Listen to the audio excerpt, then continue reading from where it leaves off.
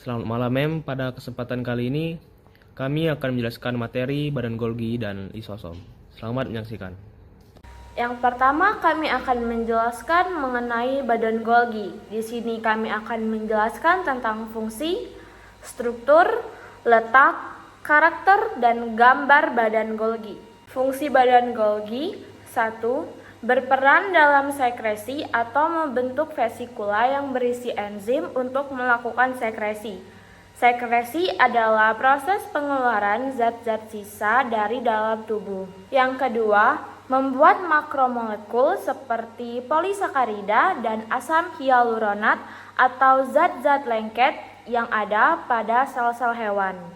Polisakarida adalah karbohidrat yang memiliki polimer yang panjang dan tersusun dari ratusan hingga ribuan monosakarida. Ikatan rantai kimia polisakarida akan dihubungkan dengan ikatan rantai glikosida yang panjang dan bercabang dengan susunan molekul yang sejenis dan majemuk. Berdasarkan struktur kimianya, polisakarida terbagi menjadi 3 jenis, yaitu homopolisakarida, heteropolisakarida, dan polisakarida majemuk. Yang ketiga, membentuk akromosom pada spermatozoa yang berisi enzim pemecah selubung sel telur. Yang keempat, membentuk membran plasma dari vesikula-vesikula yang dilepaskan. Yang kelima atau yang terakhir, membentuk dinding sel pada tumbuhan. Struktur badan Golgi.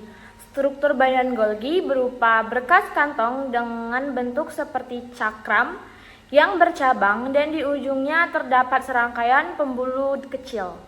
Pembuluh ini berfungsi untuk mengumpulkan dan membungkus karbohidrat serta zat-zat lainnya untuk diangkut ke permukaan sel dan menyumbang bahan-bahan pembentuk dinding sel. Badan Golgi sendiri tersusun dari membran-membran berbentuk tubulus dan vesikula.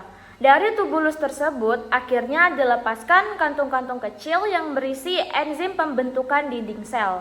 Bentuknya mirip dengan retikulum endoplasma. Namun badan Golgi tersusun atas berlapis-lapis ruangan yang ditutupi oleh membran. Terdapat 2 bagian dari badan Golgi, yaitu bagian cis dan bagian trans. Bagian cis berfungsi untuk menerima vesikel yang berasal dari retikulum endoplasma kasar.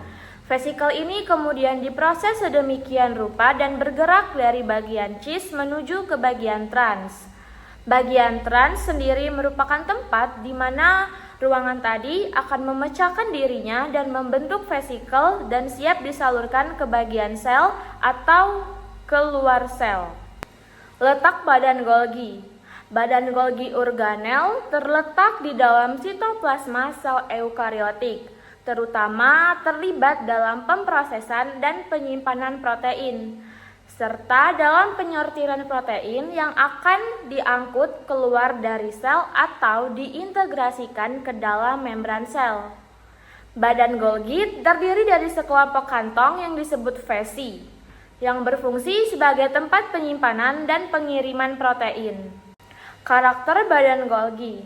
Badan Golgi sendiri bentuknya berupa bantalan berlapis-lapis. Satu bagian badan Golgi akan dilingkari oleh kumpulan gelembung dengan bentuk bulat yang biasa disebut sebagai gelembung Golgi. Gelembung tersebut selanjutnya akan dibedakan menjadi 3 yang dilihat berdasarkan dari jenis dan bentuknya. Ketiga jenis bentuk gelembung tersebut seperti sakula, vesikel sekretoris, dan mikrovesikel. Terkait dengan 3 jenis gelembung tersebut akan saya jelaskan pada slide selanjutnya. Yang pertama adalah sakula. Sakula adalah salah satu jenis gelembung yang mengelilingi badan Golgi. Bentuk dari sakula sendiri adalah gepeng serta bertumpuk-tumpuk, di mana pada dasarnya permukaan antar sakula tidaklah sama.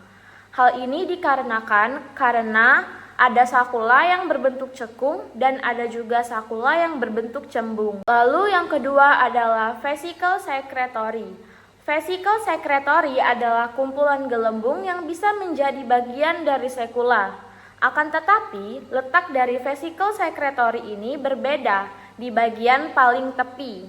Yang ketiga atau yang terakhir adalah microvesicle. Microvesicle adalah kumpulan gelembung yang memiliki ukuran yang begitu kecil serta akan terus bergerak. Gelembung microvesicle ini berasal dari pelepasan retikulum endoplasma kasar yang sudah kehilangan butiran kromosomnya. Badan Golgi memiliki beberapa bagian, yaitu satu, bagian daerah cis. Bagian cis menerima vesikel dari retikulum endoplasma kasar. Yang kedua yaitu di bagian sakules atau kantung-kantung membran, yaitu tempatnya di mana protein dan molekul lainnya diproses dan dimodifikasi. Yang ketiga yaitu di tempat regiotrans. Regiotrans itu di mana tempatnya vesikel yang telah diproses dan dikirimkan ke tujuan akhir mereka dalam atau di akhir sel. Selanjutnya juga kami akan menjelaskan mengenai lisosom. Di sini kami akan menjelaskan mengenai fungsi, struktur, letak, karakter, dan gambar dari lisosom. Fungsi lisosom. 1. Lisosom berfungsi menghancurkan diri sendiri dengan melepaskan semua enzim yang ada pada lisosom. 2. Mencerna zat-zat makanan asing hasil fagositosis berbentuk padat dan pinositosis berbentuk cairan. 3. Mencerna makanan cadangan. 4. Menghancurkan organel sel yang sudah tua atau yang sudah rusak sehingga tidak dapat bekerja lagi. 5. Menghancurkan benda yang terdapat di luar sel. 6. Menghancurkan zat asing. Struktur lisosom. 1. Membran lisosom.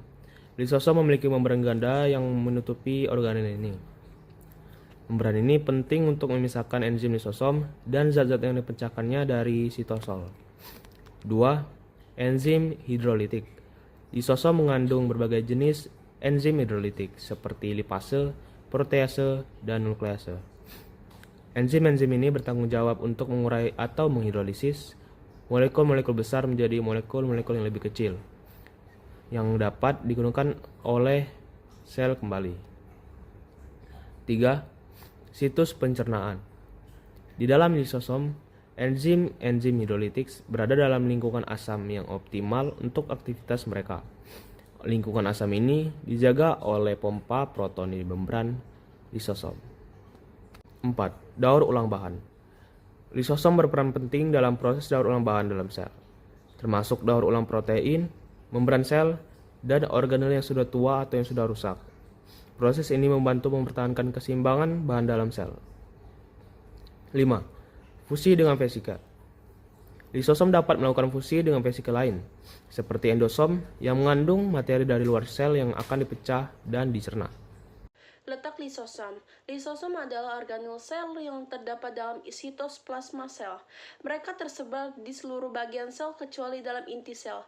Secara khusus, letak lisosom dalam sel adalah di dalam sitoplasma di mana mereka dapat ditemukan secara tersebar atau terkonsentrasi di sekitar area-area tertentu seperti sekitar inti sel atau di dekat membran sel.